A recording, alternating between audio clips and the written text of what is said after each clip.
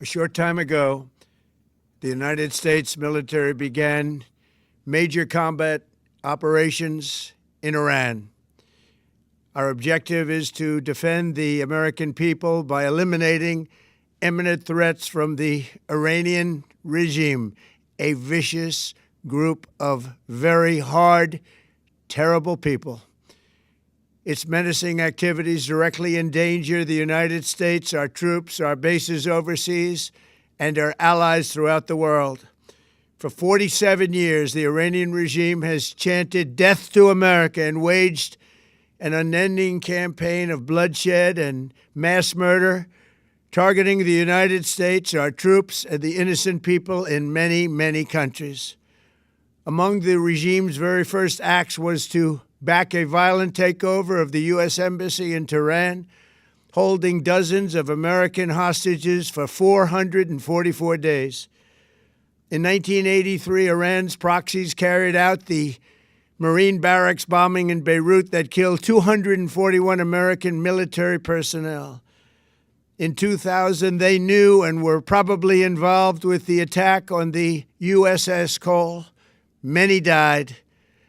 Iranian forces killed and maimed hundreds of American service members in Iraq. The regime's proxies have continued to launch countless attacks against American forces stationed in the Middle East in recent years, as well as U.S. naval and commercial vessels in international shipping lanes.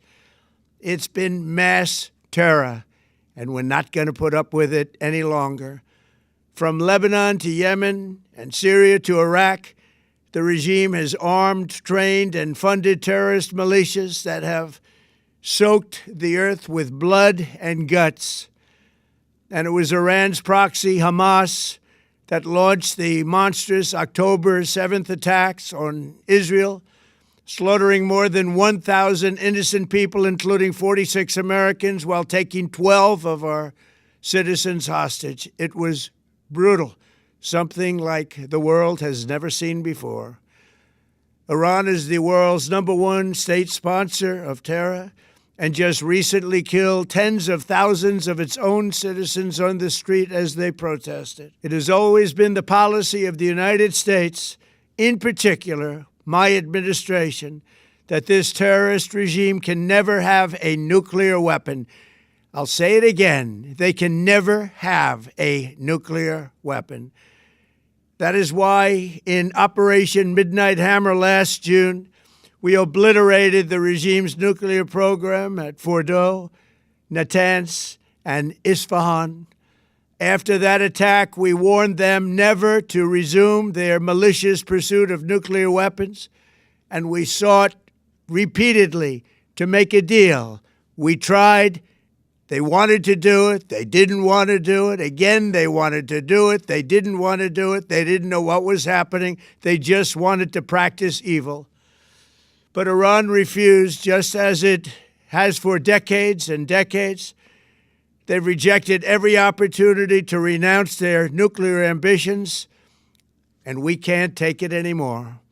Instead, they attempted to rebuild their nuclear program and to continue developing long-range missiles that can now threaten our very good friends and allies in Europe, our troops stationed overseas, and could soon reach the American homeland.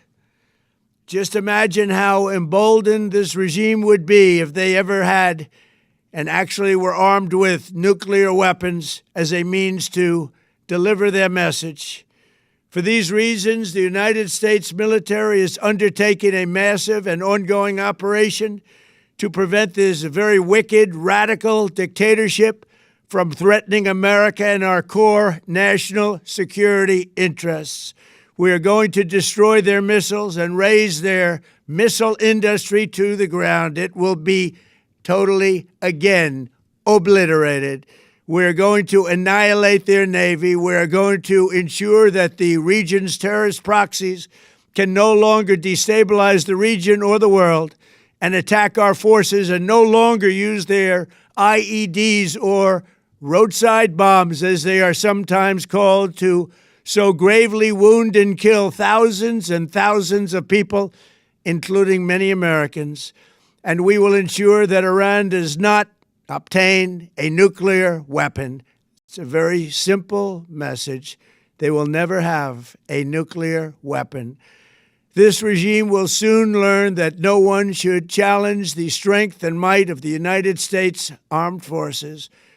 I built and rebuilt our military in my first administration, and there is no military on earth even close to its power, strength, or sophistication. My administration has taken every possible step to minimize the risk to U.S. personnel in the region. Even so, and I do not make this statement lightly, the Iranian regime seeks to kill.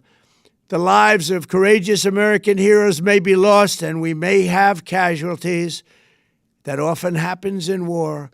But we're doing this not for now. We're doing this for the future, and it is a noble mission. We pray for every service member as they selflessly risk their lives to ensure that Americans and our children will never be threatened by a nuclear-armed Iran. We ask God to protect all of our heroes in harm's way, and we trust that, with His help, the men and women of the armed forces will prevail.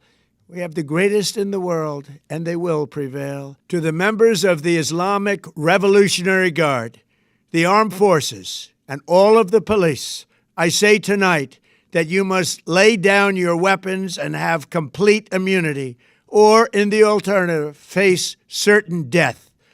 So, lay down your arms. You will be treated fairly with total immunity, or you will face certain death. Finally, to the great proud people of Iran, I say tonight that the hour of your freedom is at hand. Stay sheltered. Don't leave your home. It's very dangerous outside. Bombs will be dropping everywhere. When we are finished, take over your government. It will be yours to take. This will be probably your only chance for generations.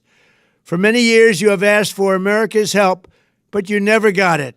No president was willing to do what I am willing to do tonight. Now you have a president who is giving you what you want. So let's see how you respond. America is backing you with overwhelming strength and devastating force. Now is the time to seize control of your destiny and to unleash the prosperous and glorious future that is close within your reach. This is the moment for action. Do not let it pass. May God bless the brave men and women of America's armed forces. May God bless the United States of America. May God bless you all. Thank you.